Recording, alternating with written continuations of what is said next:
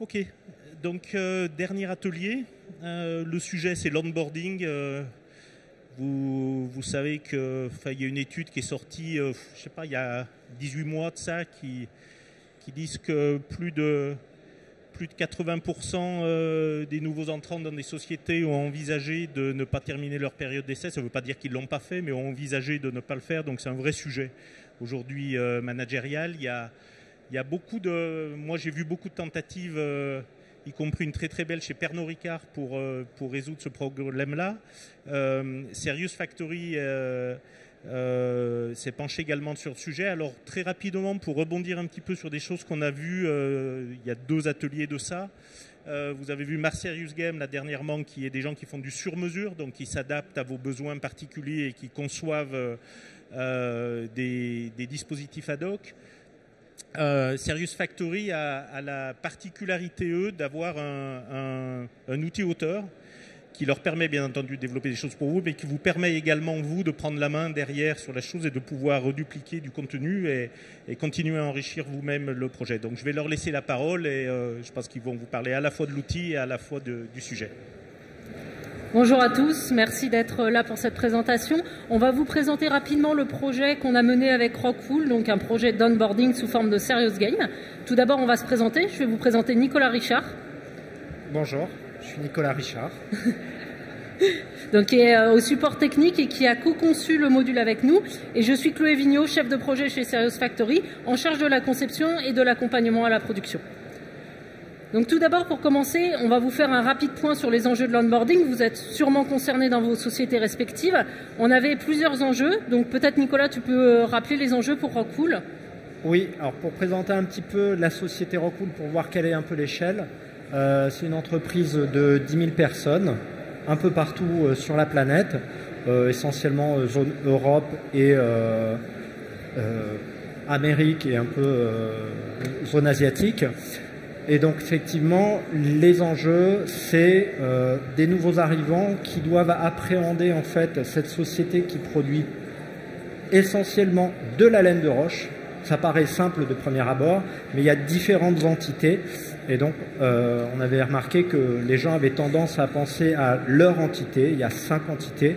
Et donc, pouvoir faire découvrir un petit peu l'univers de la laine de roche et différentes entités. Donc, c'est là où le onboarding pouvait permettre, dès l'arrivée, faire découvrir tous ces univers et les particularités des différents produits. Donc il faut savoir que Rockwool a de multiples marques et produits et c'est vraiment pas évident pour un nouvel arrivant d'avoir une visibilité sur cette offre. Donc on a choisi de créer un onboarding avec Nicolas et son équipe pour présenter cette offre-là. Donc on a travaillé particulièrement la partie storytelling. C'est important quand un nouveau salarié arrive qu'il ait un peu la connaissance de l'histoire de la société, de ses valeurs. Donc ça c'est un point fort de l'onboarding. On a également pour mission de donner une bonne image de l'entreprise. Comme l'a rappelé Jérôme au départ, il faut que le salarié ait envie de rester, envie de continuer sa période d'essai et de s'investir dans l'entreprise sur le long terme. Donc c'est un enjeu clé de l'onboarding. Et on a également choisi de créer une expérience personnalisée. Il faut que l'apprenant, l'utilisateur en l'occurrence, ait la sensation d'avoir des feedbacks qui correspondent à ce qu'il a fait tout au long de son parcours de jeu. Et ça, c'est une des forces de VTS, donc de notre logiciel auteur, de pouvoir offrir des feedbacks personnalisés en fonction des réponses qu'on a données tout au long de l'onboarding. Peut-être que Nicolas, tu peux présenter le contenu. Alors le contenu, effectivement, c'est pouvoir indiquer de façon simple, prendre du temps, on ne le faisait pas forcément, prendre du temps de présenter les différentes marques. Donc là, c'était l'occasion, donc au travers de 4 modules. Et donc le premier module, c'était simplement dire, bah voilà, vous êtes dans une entreprise, vous avez intégré une de ces entités-là, il existe d'autres entités, sachez-le. Ça permet d'avoir un univers. Alors, on a découvert au fur et à mesure que peut-être même des anciens embauchés pouvaient bien redécouvrir toutes les entités et voir comment elles étaient structurées. Il y a eu quelques mouvements en plus, donc ça permet de remettre les choses à plat et de façon simple et posée. Donc ça, c'était le module numéro 1, puis après, il y aura les autres modules dont on pourra parler après. Donc au niveau de la conception, on a utilisé donc VTS Editor qui est notre logiciel auteur. Alors l'avantage de VTS, c'est d'avoir une ergonomie simplifiée. L'objectif, c'est qu'on travaille en mode de co-conception. Ça veut dire que nous, en tant que chef de projet chez Serious Factory, on commence la conception avec vous, clients, on commence à prototyper dans notre logiciel, mais très rapidement, l'objectif, c'est de vous donner la main. Vous donner la main pour que vous puissiez créer votre propre quiz, créer vos propres contenus, modifier vos textes, vos médias, et que vous puissiez finaliser votre projet en autonomie. On a pour ça des templates de décors et de personnages, donc vous n'avez pas de production graphique spécifique à faire, il suffit d'utiliser ce qui est nativement dans le logiciel. Et le gros avantage, c'est de pouvoir créer des scénarios non linéaires. On est sur un onboarding dynamique, personnalisé, donc l'objectif, ça va être de créer des embranchements. Tout le monde ne vivra pas la même expérience, et c'est ce qui va faire la force en fait du Serious Game, c'est de s'adapter à l'individu, tout en donnant un socle de connaissances sur l'entreprise. Alors Nicolas avait fait partie de l'équipe projet qui avait choisi VTS et ce serait intéressant d'avoir son point de vue sur cet outil.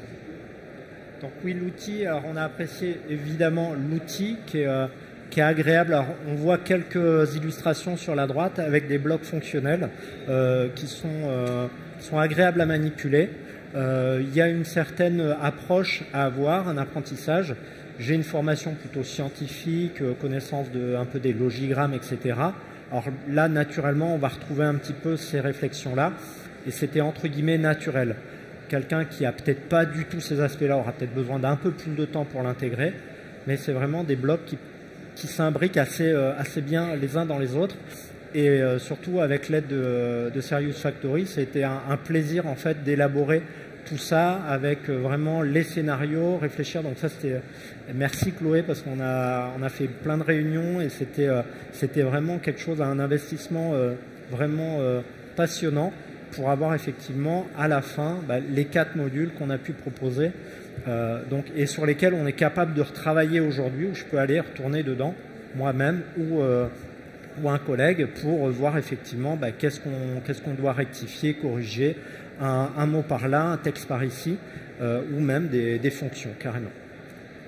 Donc effectivement, vous allez pouvoir faire évoluer votre onboarding au fur et à mesure puisque vous avez la main sur l'outil. Donc si les connaissances, si les informations changent, bien entendu, vous pouvez les modifier directement et mettre à jour votre Serious Game. Donc on va rentrer un petit peu dans le détail de ce qu'on a créé. Alors on a choisi de créer, comme le disait Nicolas, un jeu en 4 parties. Alors 4 parties pourquoi? Parce qu'on commence par 2 scénarios d'introduction. On rappelle le socle de connaissances de base sur le groupe, sur les marques, mais très rapidement on va rentrer dans la partie vraiment serious game, c'est-à-dire la partie ludique pour faire passer les connaissances et les informations. Et pour ça on a choisi de créer une sorte de SimCity. Donc si vous êtes familier des jeux, on a une ville qu'on construit au fur et à mesure avec différentes ressources. Ici c'est pas SimCity, c'est Rock City, la ville de Rockwool. Et dans la ville de Rockwool, vous êtes le maire. Il y a pas mal de problèmes à régler et justement vous allez les régler grâce à vos connaissances sur Rockwool. Donc vous allez visiter différents bâtiments, rencontrer différents personnages, être soumis à des quiz, des mises en situation et à l'issue de toutes ces épreuves, vous allez être sûrement élu, si vous y arrivez bien sûr, meilleur maire de la ville de Rock City.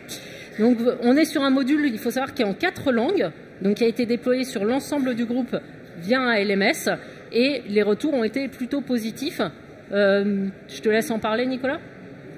Oui, alors là c'est la reconnaissance donc assez récente. C'est que l'idée c'était de développer ça sur une zone dite LAT, donc pour la zone autour de la Méditerranée, grosso modo. Et au niveau du groupe donc international, il a été décidé de le prendre pour l'intégrer au onboarding international. Donc ça c'était un petit plaisir de la reconnaissance au niveau du groupe. Donc ça c'était un bon retour de la part du groupe. Donc ce qu'on appelle le groupe, c'est tout en haut la direction. Bien, nous avons normalement une petite vidéo qui n'a pas été forcément intégrée, une petite vidéo teaser normalement pour vous présenter le module. Sinon on va vous parler peut-être méthodologie. Alors méthodologie, c'est important de vous donner en fait des clés de compréhension sur ces projets-là pour que vous puissiez vous-même estimer un petit peu la charge de travail. Alors il faut savoir que de notre côté, c'est un projet qui réclame environ une quinzaine de jours hommes, donc une quinzaine de jours qui est tout compris, tant au niveau de la conception, de la gestion projet, tout compris, ça donne un module qui contient 4 scénarios pour 15 jours de travail. C'est environ un projet qui va durer sur 4 mois, hein, plus ou moins selon le degré d'investissement du client, mais globalement on est sur ces durées de projet et on travaille de 2 manières, soit en mode co-conception, soit en mode projet. Donc quelle est la différence? La co-conception, c'est la méthode qu'on a utilisée avec l'équipe de Rockwool. C'est on travaille main dans la main avec le client, comme je vous l'ai dit, on travaille tous ensemble sur le logiciel, on prototype, on teste tous ensemble et le client va prendre en main ensuite derrière pour améliorer et mettre à jour son projet. Ça, c'est la première méthode. La seconde méthode, c'est le mode projet. Donc mode projet agile évidemment, où là on va itérer, on va concevoir avec vous, mais on va vous livrer un produit clé en main. Donc vous n'aurez pas forcément besoin de mettre la main dans l'outil, on vous le livre, il est prêt à utiliser. Donc ça dépend des méthodologies que vous souhaitez mettre en place, ça dépend de la manière dont vous souhaitez travailler, des ressources et du temps que vous avez à mettre à disposition. Mais en tout cas, nous on peut proposer dans les projets de onboarding et les autres projets ces 2 méthodes-là. Et côté Rockwool, peut-être estimer la charge de travail. La charge de travail, ça représenterait, je dirais, une dizaine de jours pour moi et Brice, donc 20 jours hommes, plus peut-être 5-6 jours pour Marie. Je tiens à dire qu'on s'est vraiment investi dedans. Alors il y a peut-être des choses que d'autres entreprises voudraient faire de façon un peu plus courte. On a souhaité prendre du temps, ne serait-ce pour les textes. On a été assez exigeant, on en a profité pour jouer un petit peu avec les mots, donc faire attention. Les traductions, c'est aussi un autre aspect de prendre du temps pour les traductions. Je pense que ça aurait pu être réduit, peut-être à une dizaine de jours hommes. Ça aurait pu être réduit pour un résultat équivalent. Bon, moi j'ai la prétention de dire qu'on est allé plus loin et qu'on a poussé le détail. Et ça c'était un choix, je dirais un choix d'équipe. Alors pour terminer, on va vous faire un retour d'expérience, parce que c'était intéressant aussi bien pour Rockwool que pour nous de faire un petit bilan du projet. C'est un projet qui date d'il y a 1 an environ, donc on a pas mal de recul, on a pas mal de retours utilisateurs également. Nous, ce qu'on peut vous dire sur ce projet, comme dans tous les Serious Games, mais c'est un peu le message que vous avez sûrement eu dans les conférences précédentes, c'est de trouver un équilibre entre ludique et pédagogique. C'est tout le défi de toute façon du Serious Game.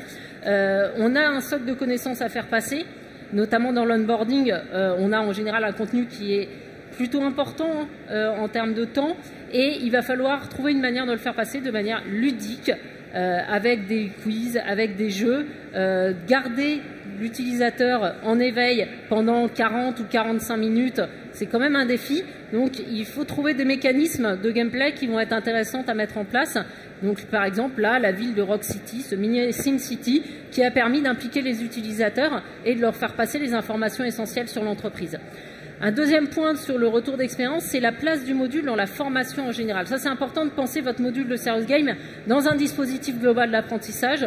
Donc, c'est un module qui va se situer soit en introduction, soit en évaluation. Mais en tout cas, il faut avoir une vision de la manière dont vous allez l'utiliser, puisque derrière, vous n'en attendrez pas la même chose en termes de remontée statistique, en termes d'analyse de données utilisateurs, et également en termes d'apprentissage. Donc, voilà les 2 conseils que je pourrais vous donner, nous, à notre échelle, côté Serious Factory, côté conception. Côté Rockwool, on a noté 2 points, hein, Nicolas, je pense que tu pourras insister là-dessus. La communication autour du projet, peut-être, oui, qui n'est pas évidente. Je te laisse en parler. La communication, alors avant projet, ça va. On a rassemblé du monde et ça, c'était fédérateur, c'était chouette. Parce qu'on a pu mobiliser pas mal de personnes dans les équipes pour venir autour du projet, nous donner leur avis pendant la construction du projet. Ce qui reste aujourd'hui à pousser, c'est la communication pour le module et l'utilisation du module. Et ça peut dépendre effectivement de vos entreprises aussi. C'est-à-dire, est-ce que vous êtes dans une entreprise qui est déjà très à la pointe du e-learning de manière générale, donc c'est-à-dire que le travail est déjà fait, ou est-ce que c'est quelque chose qui est aussi à faire? On a pris du temps pour faire ce module, on en est très content. Maintenant, effectivement, il faut pouvoir le distribuer au mieux aux gens. Donc à chaque fois qu'on en parle et que quelqu'un vient le tester, c'est nouveau, c'est super, mais c'est vrai qu'une diffusion grand public n'est pas encore là. Et ça ne concerne pas à proprement parler le module, c'est le e-learning chez nous, c'est quelque chose qui doit se développer. Et ça doit se booster. Donc ça, c'est peut-être quelque chose, et c'est là où il faut trouver l'équilibre, je pense, pour voir qu'est-ce qui va pousser quoi. Donc je pense que Rockstart, qu'on a fait, c'est le nom de ces 4 modules, devrait nous aider justement à pousser notre plateforme de e-learning, mais ça c'est même au-delà du onboarding, c'est que c'est même un outil de promotion de notre plateforme. Et oui, pardon. Le dernier conseil que je voulais vous donner pour vos projets de Serious Game, et là on parle d'onboarding, mais on peut parler plus globalement sur les projets de Serious Game, c'est de bien dimensionner votre projet et vos ressources. Vous l'avez vu, le dimensionnement, c'est pas seulement côté éditeur, côté chef de projet, c'est également chez vous le temps d'investissement des équipes en interne, notamment Rockwool qui a choisi la méthode de co-conception et qui a choisi de bien s'investir, a passé beaucoup de temps. Donc, dernier conseil, méfiez-vous du temps et dimensionnez bien votre projet. Pardon, je crois qu'on a trouvé la solution pour la vidéo. Ah, si vous voulez eh bien, la vidéo, c'est parti, un petit teaser sur le module.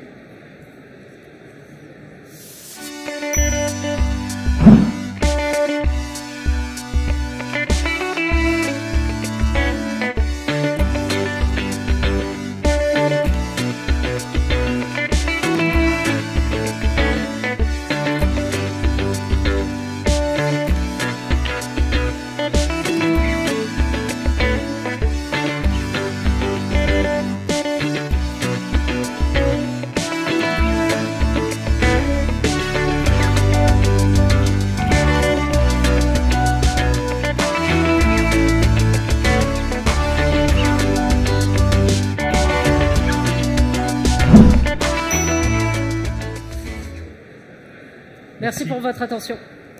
Juste une petite... avant de prendre des questions, juste un petit commentaire, un petit rajout d'informations. Vous parliez de lancement, de communication autour du projet, etc. Sachez simplement que c'est une question qu'on ne se pose pas assez souvent. C'est une question que les jeux, quand on fait un jeu, un vrai jeu, dans la vraie vie, qu'on se pose obligatoirement. Il y a quelque chose qui marche très très bien en entreprise, c'est cette notion d'ambassadeur, cette notion de bêta. Vous pouvez faire entrer en phase de production, quand le projet commence à arriver à un niveau de finalisation, plusieurs personnes que vous allez choisir parce qu'elles sont potentiellement intéressées, qui vont tester le jeu. Ces personnes-là, vous les faites rentrer dans une première phase bêta qui va durer 1 jour, 2 jours, 3 jours, vous voyez. Ils vont nourrir un feedback d'expérience dessus. Et 2, quand ils vont aller à la cantine après, ils vont en parler. Vous faites une deuxième phase où vous multipliez par 10 ce nombre de personnes et vous vous retrouvez avec 2 populations. Vous vous retrouvez avec une population qui sait, qui a déjà joué, et une population qui est dehors, qui n'a pas eu encore le temps de la possibilité d'y accéder.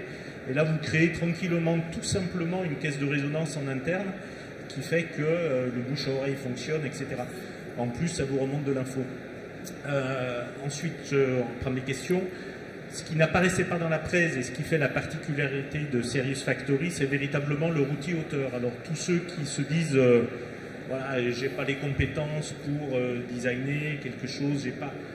Prenez le temps, passez sur leur stand. C'est quoi le numéro? Alors stand B10, et en plus on a une surprise pour vous. Bon, alors je sais, c'est une surprise pour moi aussi, mais allez le voir parce que véritablement tout ça c'est énormément vulgarisé et ils font partie des sociétés qui ont vraiment pris ce parti pris de donner des outils, enfin de vendre des outils.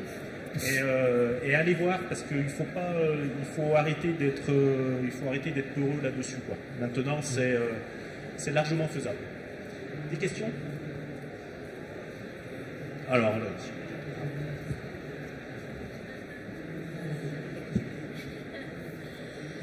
Oui, je voudrais savoir, la communauté d'apprenants représentait combien de personnes et combien de temps il vous a fallu pour qu'ils soient tous touchés, c'est-à-dire pour qu'ils aient accédé à la plateforme d'apprentissage?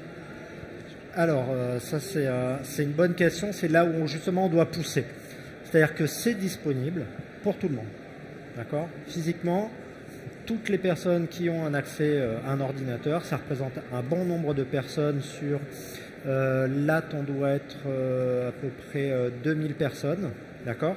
Ce ne sont pas tous des nouveaux arrivants, bien entendu. La première cible était les nouveaux arrivants. Je n'ai pas de retour particulier sur les nouveaux arrivants, mais Bon, après, c'est un peu personnel. Mon objectif, c'était tout le monde, en fait, dans cette région de 2000 personnes. Ce n'est pas l'objectif donné à l'origine. Mais c'est là où, justement, il y a la question de la communication. Vous venez de le dire, pouvoir intégrer des gens dès les premières étapes. Aujourd'hui, on n'a pas encore touché tous les gens qu'on voulait, donc le nombre de vues. Mais ça, ce n'est pas particulier, justement, à ce module. C'est que de manière générale, quand on regarde notre plateforme, elle est relativement neuve chez nous.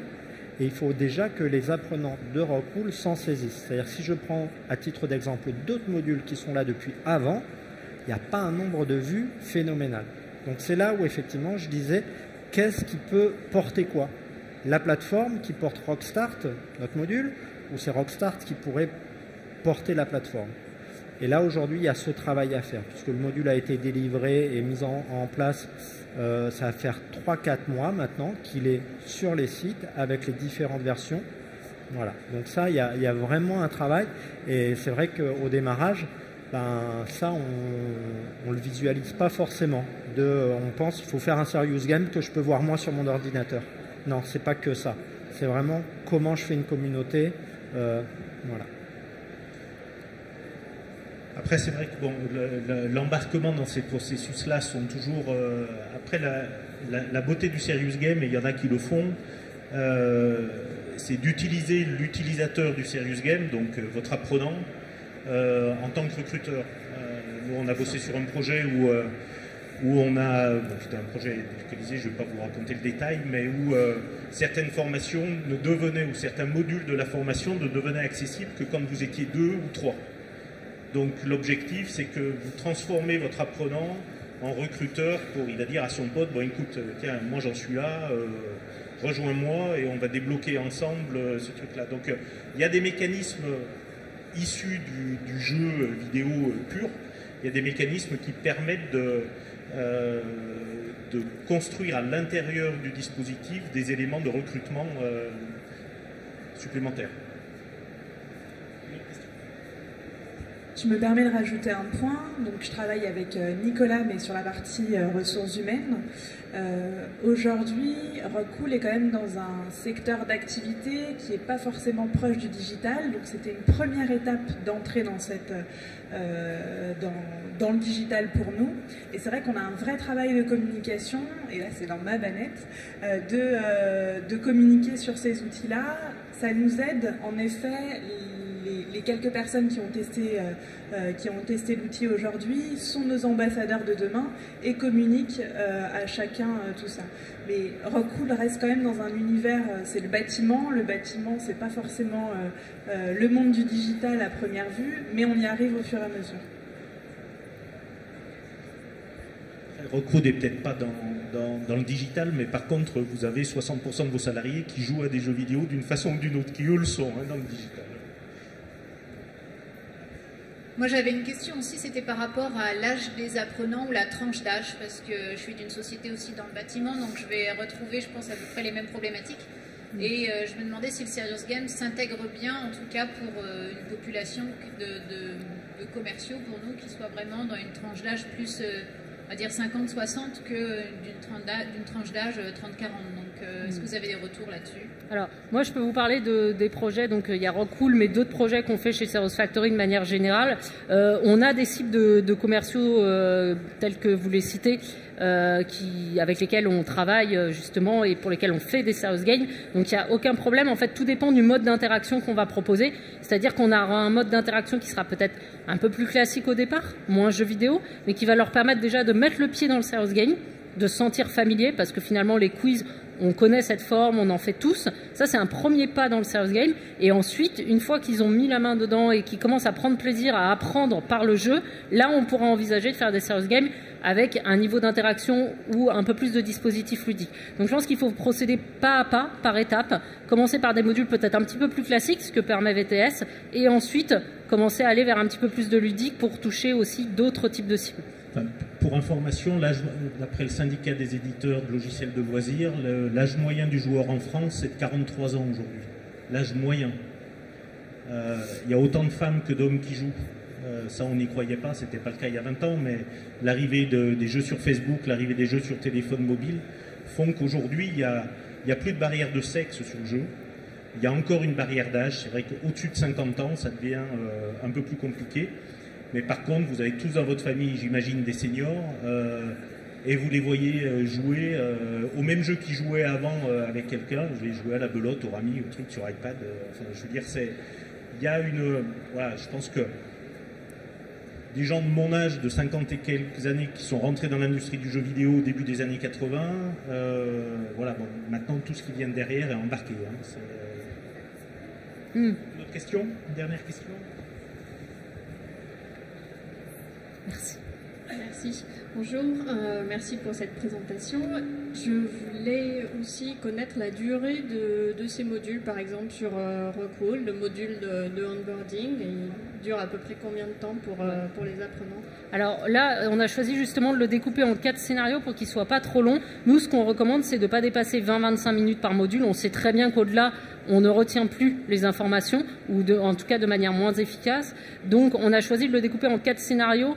Chaque scénario faisant environ entre 15 et 20 minutes. Donc ils se jouent de manière séparée, ils peuvent se jouer à des intervalles réguliers et surtout l'intérêt c'est justement de maintenir le rythme de formation, donc peut-être d'organiser des séances, 4 séances sur un mois par exemple pour faire l'ensemble du module. Sachant comme vous l'avez compris, on a une progression des informations un petit peu classiques jusqu'au module très ludique de Rock City qui arrive à la fin et qui permet de réexploiter les connaissances qu'on a apprises. Et je vous remercie. Merci à pour tous. votre présence. C'est l'heure d'aller déjeuner. Voilà. Merci.